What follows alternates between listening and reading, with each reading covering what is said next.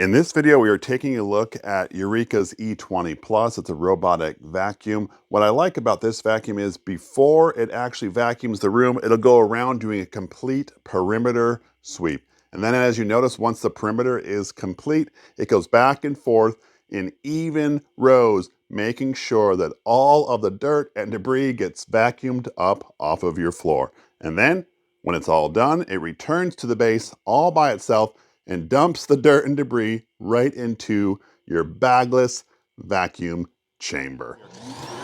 Look at all that debris it found around the house. That is super cool. We unboxed and removed all of our packaging that keep the unit safe during travel. It is 99% assembled. We just have to put on our brushes. Here we are flipped over and we want to assemble our brushes, and I love that they're color coded, so purple goes on the purple. Make sure you let it click into place. And then red, of course, will go onto the red side.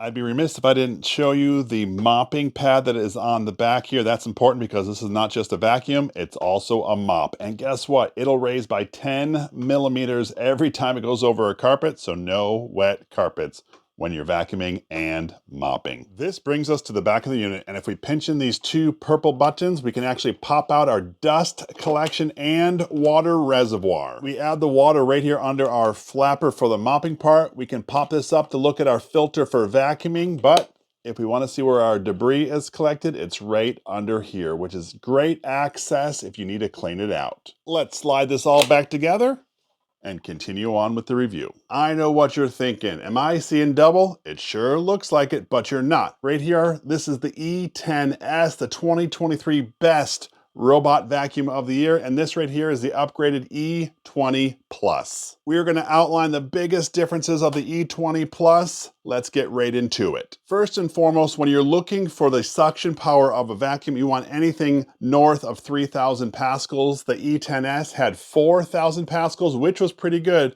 but the E20 Plus comes with 8,000 pascals. That's amazing sucking power, definitely twice as much as the E10s. In addition, the E20 Plus has an AI 3D obstacle avoidance similar to that of the J20, and it has an enhanced night vision, but get this, I'm gonna flip it over. It has an anti-hair tangling brush. That might not mean much to you, but let me show you the bottom of the E10s. It only took me a couple minutes to clean off the brush from the E10s, but I really wanted to show you a quick head-to-head look. This is the E20 Plus. It's that new rubber anti-hair tangling brush. I do like that feature. You still have that sweeping power, but it's not going to tangle as much as the brushes. That's really a cool upgrade. If we take a head-to-head look at the dust collection bins, this does bring me to probably my favorite part of this line for Eureka, is this is completely bagless. You heard that right. No replacing your bags. They say it saves you up to about $70 per year, but for me, it's more about convenience. At first glance, they look very similar. They both have the multi-cyclonic separation technology, which separates 98% of that dust before reaching the filter. That is super cool.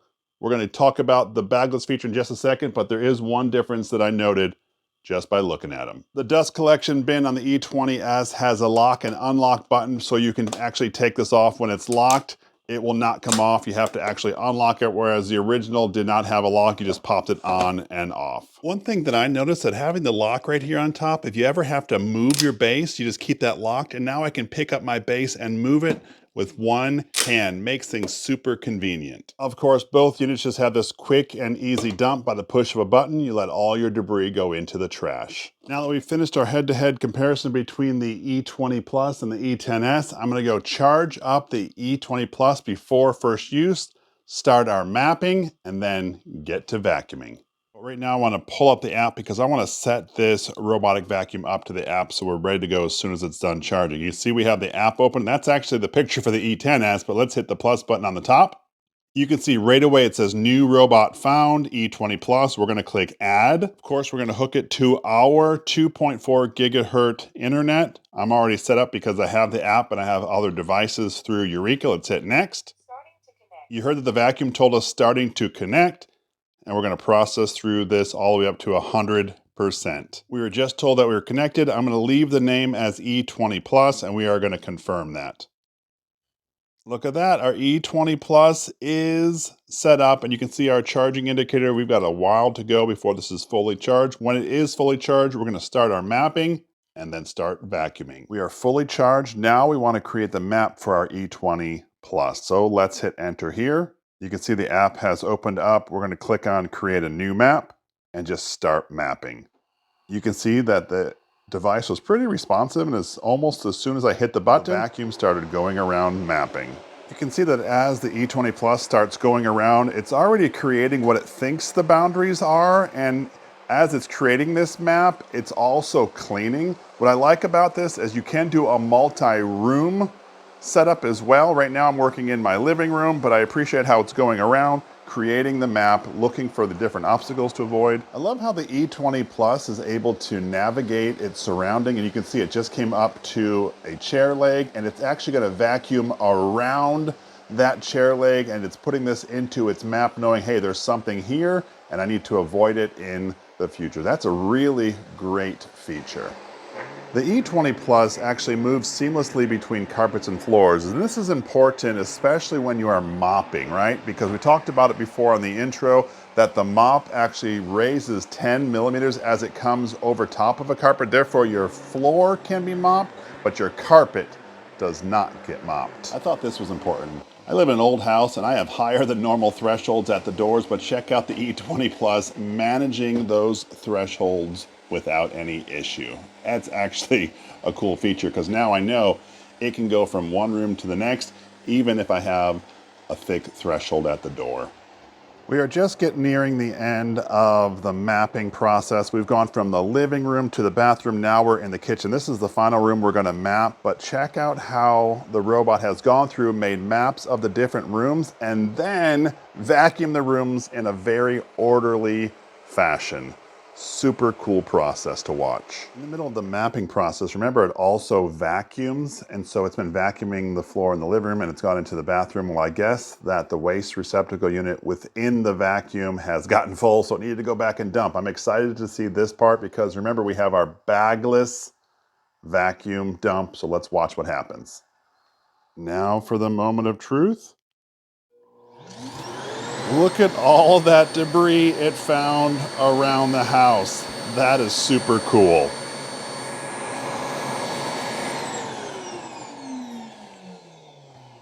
It's time to vacuum my kitchen floor because I'm going to prepare to actually mop it. And you know, the funny thing is, I had planned on dumping out some cereal out on the floor and doing a whole bunch of things just to show you the vacuuming power of our E20 Plus, but then I looked at my floor and it's filthy. So I'm really excited to be able to vacuum it. We have our app pulled up and I've not named all of my different rooms yet. I know, however, that room A is my kitchen. So what I'm gonna do is I'm gonna program the vacuum to vacuum room A. So I'm on rooms, I've already tapped A. Now let's hit the play button and we're gonna wait for our vacuum to come and start vacuuming the floor.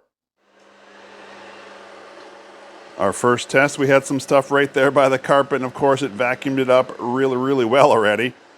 It's starting up on the perimeter, popped up on the carpet and down. Let's go to the other end. Here's that debris we already had on the floor before. You can watch those brushes, just bring in that stuff and it cleans up everything in its path. Now that our perimeter has been finished, it's coming back to catch the stuff that was not caught before, and you can see it did a great job. I love how compact this vacuum is, so you can go underneath even some of these cabinets. I wanted to test the obstacle avoidance. So what I did is I put a candle in its way. This was not there before its vacuum, but watch, it stopped, it saw the candle, and now it's gonna go around it and go a different direction.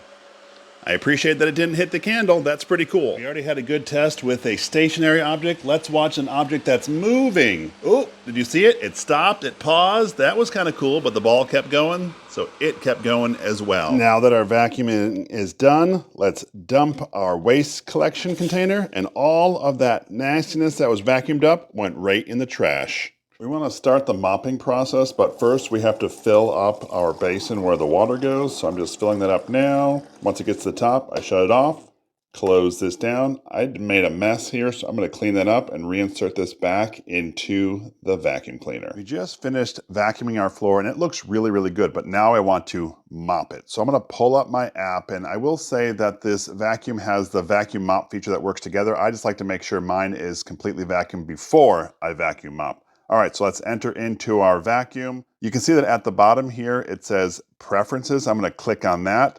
I have my suction power as high. My water level, I'm gonna put up all the way to high as well. And now I'm gonna click this little toggle that says mop mode. You can already see the button or the toggle right below that is clicked because I do have a carpet right here. So now I'm gonna tap on the main screen. We're gonna do rooms again because I'm just going to do my kitchen. That's letter A, remember? And let's hit play.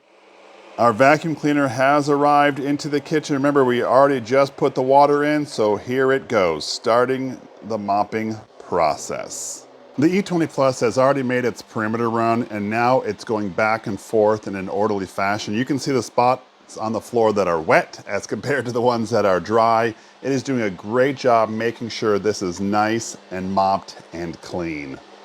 I wanted to catch the mopping at a different angle. As you can see, this is over halfway done in the kitchen, but it is still cruising along, mopping our floor.